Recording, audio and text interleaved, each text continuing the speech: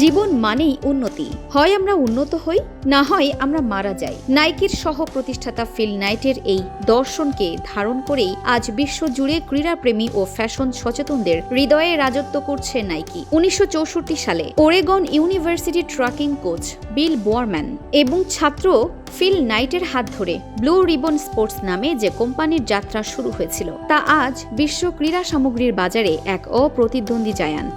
নাইকির সফলতার মূল চাবিকাঠি ছিল এর উদ্ভাবনী প্রযুক্তি। 1970-এর দশকের শুরুতে বিল বোয়ারম্যান জুতার গ্রিপ বাড়ানোর জন্য স্ত্রীর রান্নাঘরের ওয়াফল আয়রন এর তরল রাবার ঢেলে তৈরি করেন আইকনিক ওয়াফল ট্রেনার। এরপর 1979 সালে অ্যারোনটিক্যাল ইঞ্জিনিয়ার ফ্র্যাঙ্ক রুডের আইডিয়ায় তৈরি হয় নাইকি এয়ার ওয়ান, যা জুতার সোলে বায়ু ভর্তি পকেটের মাধ্যমে অ্যাথলেটদের দারুণ কুশনিং ও কমফোর্ট প্রদান করে। 1987 সালে বাজারে আসা এয়ার ম্যাক্স ওয়ান এর ভিজিবল এয়ার প্রযুক্তি জুতার দুনিয়ায় বিপ্লব এনে দেয়। 1981 সালে গ্রিক মিথোলজির বিজয়ের দেবী নাইকির নামানুসারে কোম্পানিটির রিব্র্যান্ডিং করা হয়। পোর্টল্যান্ড স্টেট ইউনিভার্সিটির ছাত্রী ক্যারোলিন ডেভিডসনের ডিজাইন করা আইকনিক ঢেউ খেলানো সোলস লোগো গতি ও বিজয়ের প্রতীক হিসেবে আত্মপ্রকাশ করে। 1984 সালে বাস্কেটবল কিংবদন্তি মাইকেল জর্ডানের সাথে কোলাবোরেশনে আসা এয়ার জর্ডান সিরিজটি শুধু জুতো হিসেবে নয়,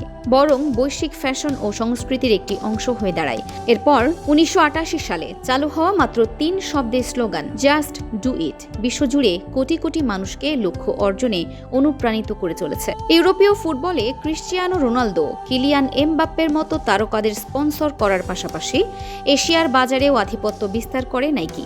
এশিয়ার জলবায়ু এবং মানুষের শারীরিক গঠন বিবেচনা করে ভিন্ন সাইজ ও ডিজাইনের পণ্য তৈরি এবং 2008 সালের বেইজিং অলিম্পিকের চাইনিজ দলকে স্পন্সর করার মাধ্যমে এই অঞ্চলে একটি বিশাল কাস্টমার বেস তৈরি করে ব্র্যান্ডটি। 2000 সালের দিকে এশিয়ার বিভিন্ন ফ্যাক্টরিতে শিশু শ্রম, নিম্ন মজুরি এবং অস্বাস্থ্যকর পরিবেশের অভিযোগে তীব্র সমালোচনার মুখে পড়ে নাইকি। তবে দ্রুত পদক্ষেপ নিয়ে তারা সাপ্লায়ারদের জন্য কঠোর কোড অফ কন্ডাক্ট এবং নিয়মিত অডিট ব্যবস্থা চালু করে স্বচ্ছতা ফিরিয়ে আনে। পরিবেশ দূষণের সমালোচনা রুখতে নাইকি চালু করেছে মুভ টু জিরো ক্যাম্পেইন। বর্তমানে তারা প্লাস্টিকের বদলে রিসাইকেলড পলিয়েস্টার এবং অর্গানিক কটন ব্যবহার করছে।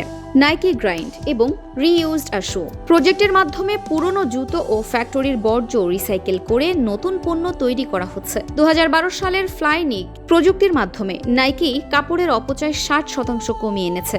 বর্তমানে ডিজিটাল যুগে পা মিলিয়ে তারা এনেছে নাইকি ফিট অ্যাপ, যা কৃত্রিম বুদ্ধিমত্তা ও স্ক্যানিং এর মাধ্যমে ক্রেতার পায়ের সঠিক মাপ নির্ধারণ করতে পারে। এছাড়া নাইকি রান ক্লাব এবং নাইকি ট্রেনিং ক্লাব অ্যাপের মাধ্যমে ক্রেতাদের লাইফস্টাইলের সাথে সরাসরি যুক্ত রয়েছে এই ব্র্যান্ড।